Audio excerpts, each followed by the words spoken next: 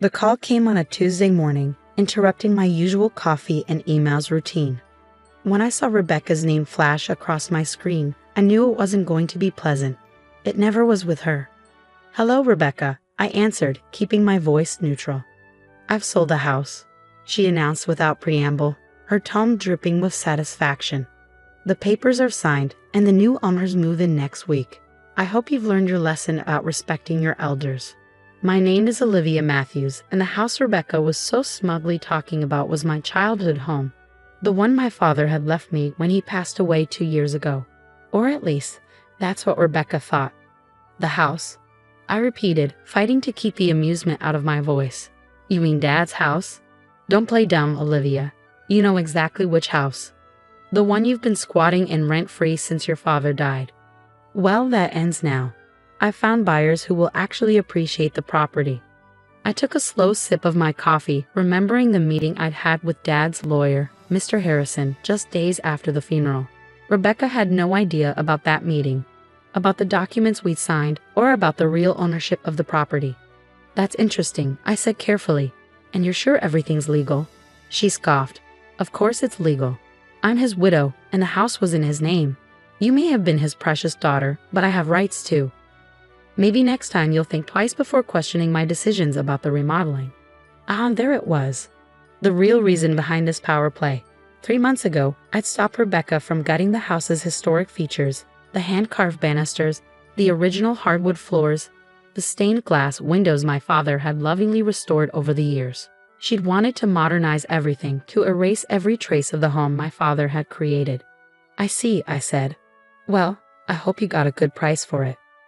"Don't worry about the price," she snapped. "Just make sure you're out by next Friday. The new owners are eager to start their renovations." I could almost see her smirking, imagining me scrambling to pack up and move out. If only she knew. "Thanks for letting me know," I replied. "Goodbye, Rebecca." As I hung up, I couldn't help but smile.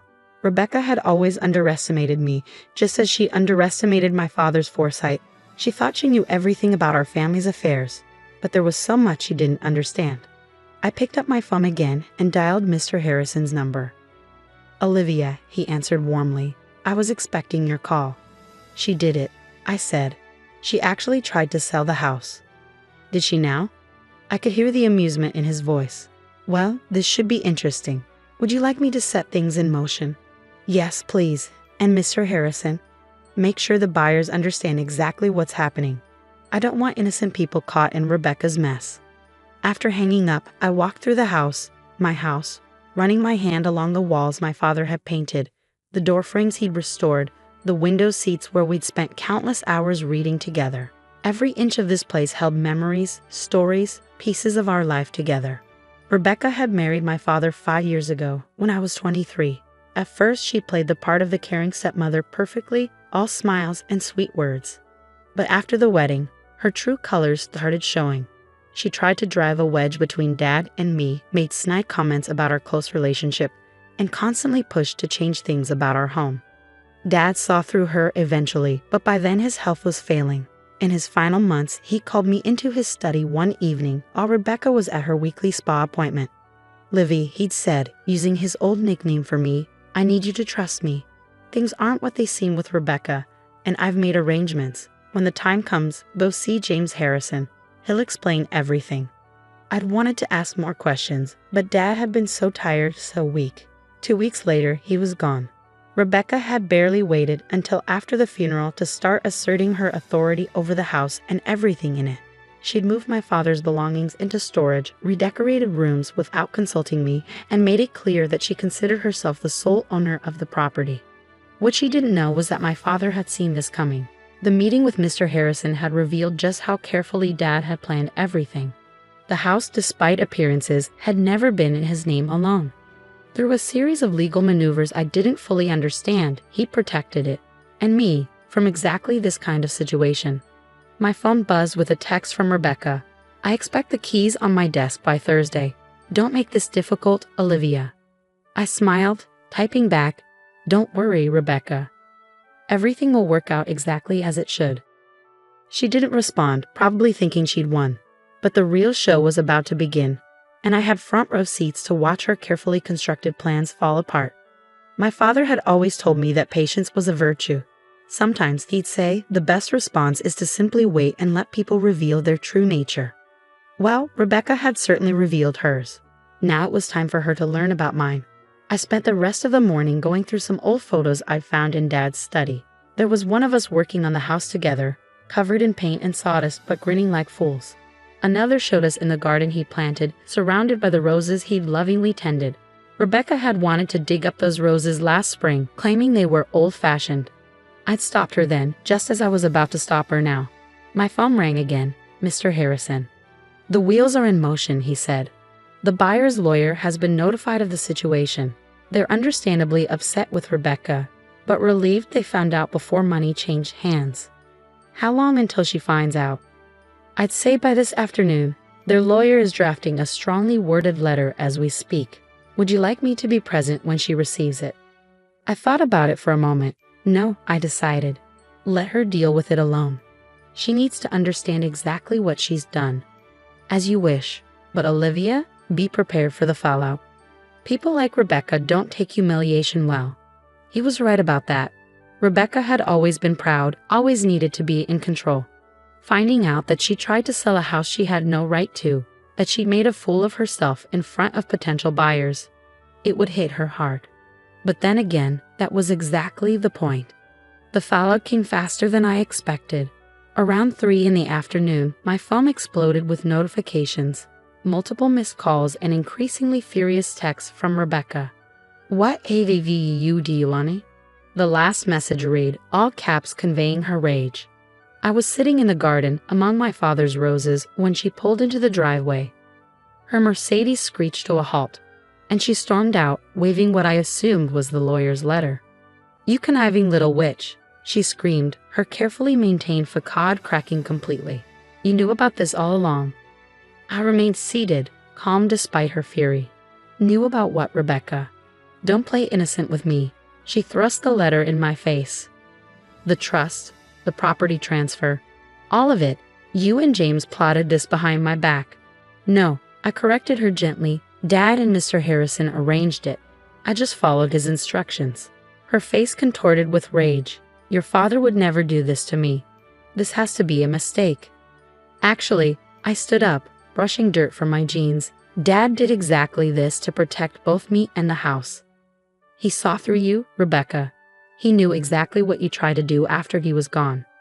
She took a step back, her designer heels sinking slightly into the soft garden soil. "That's impossible. He trusted me. He loved me." "Did he?" I asked quietly. "Or did he just let you think he did?"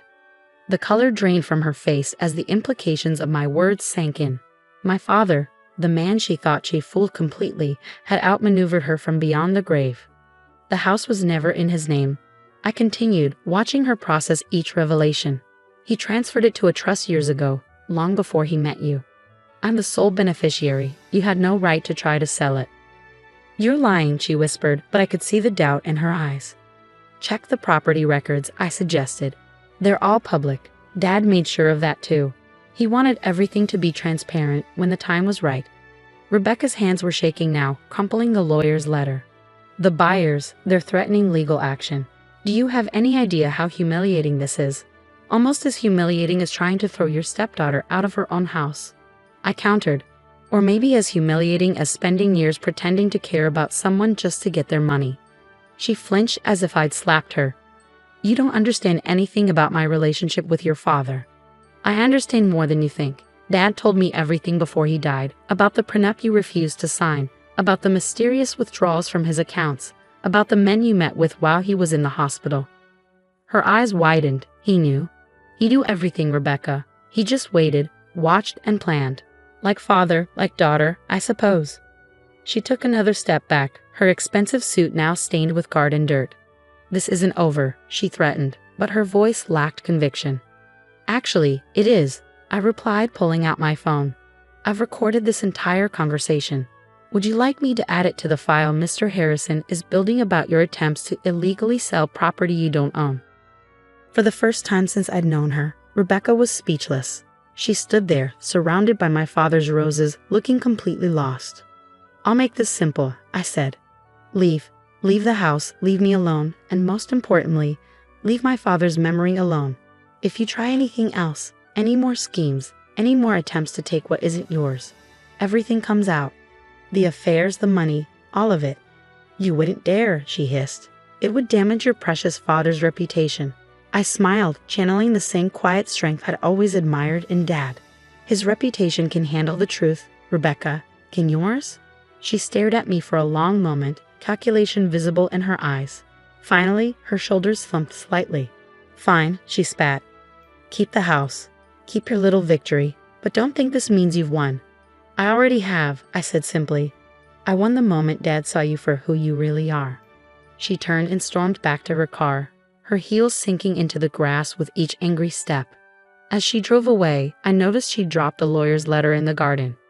Picking it up, I smoothed out the crumpled paper. The legal language was complex, but the message was clear. Rebecca had no claim to the house, had never had any claim to it, and her attempt to sell it constituted fraud. My phone buzzed. A text from Mr. Harrison. How did she take it? About as well as we expected, I replied. But I think she's done. Your father would be proud, he wrote back. He always said you were stronger than anyone knew. I looked around the garden, at the roses Dad had tended so carefully, at the house he protected so thoroughly.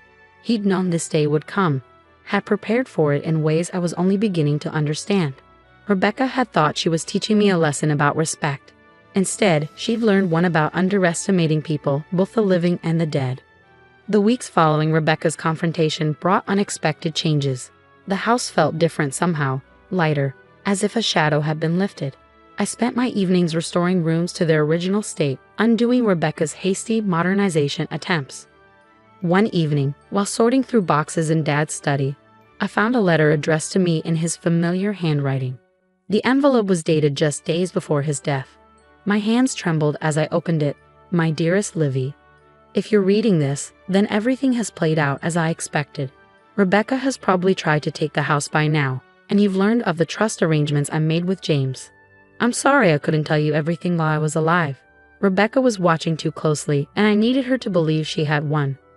You see, I discovered her true nature about a year into our marriage, but by then she had already shown her hand. The mysterious illness that landed me in the hospital. Not so mysterious after all. I had James investigate, the occasional dizzy spells, the confusion, the gradual weakening. Rebecca had been adding something to my evening tea. Not enough to kill me quickly, but enough to make it look like natural decline. I played along, let her think she was succeeding. Meanwhile, I made arrangements to protect you and everything we built together. This house isn't just a building, Livy. It's our legacy, every repair and restoration a memory we shared. I know it must have hurt, watching me seem to choose her over you those last few months. Please forgive me for that deception. I needed her to believe she had complete control so she wouldn't suspect what was coming. There's more you need to know. Check behind the loose brick in the study fireplace. I left something there for you. Remember, strength isn't always about confrontation. Sometimes it's about patience, about waiting for the right moment to act. I love you, my darling girl. Dad. I sat there for a long time, tears falling onto the letter. Everything made sense now, his distant behavior in those final months, the cryptic conversations, the way he'd insisted on having tea alone with Rebecca every evening. Moving to the fireplace, I found the loose brick easily.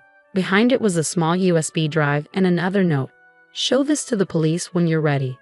The drive contained videos from hidden cameras Dad had installed, footage of Rebecca adding something to his tea, of her secret meetings with other men, of her phone calls discussing her plans for after his death. He documented everything. My hands shaking, I called Mr. Harrison. James, I said when he answered, I found Dad's letter. And the drive. He was quiet for a moment. Are you ready to take the next step? I thought about it. The evidence on the drive was damning. Attempted murder, fraud, conspiracy. Rebecca wouldn't just lose her social standing. She faced serious criminal charges. Not yet. I decided. Let's keep it as insurance. For now, knowing we have it is enough. Your father said you'd say that. He replied, and I could hear the smile in his voice. He always said you had his sense of strategy. The next morning, a large envelope arrived from Rebecca's lawyer. Inside was a formal document relinquishing any claims to the house or my father's estate, along with a brief note. You win, Olivia. I'm leaving the state. Don't worry about hearing from me again. Just keep what you know to yourself. She'd found the cameras. Of course she had. She would have been searching the house for anything incriminating after our confrontation. The evidence on the drive was just backup. The threat of its existence was enough. I stood in Dad's study, surrounded by the life we'd built together, and felt a deep sense of peace. He had protected me one last time, taught me one final lesson about patience and strategy. The house remained as he'd wanted it, preserved, cherished, a testament to our bond. Rebecca's attempt to steal it had failed, just as her attempts to come between us had ultimately failed. In the garden, Dad's roses bloomed more beautifully than ever. I tended them carefully, honoring his memory in every flower that opened. Sometimes, while working among them, I could almost hear his voice. Remember, Livy, the strongest roots grow in silence, hidden from view until the right moment to bloom.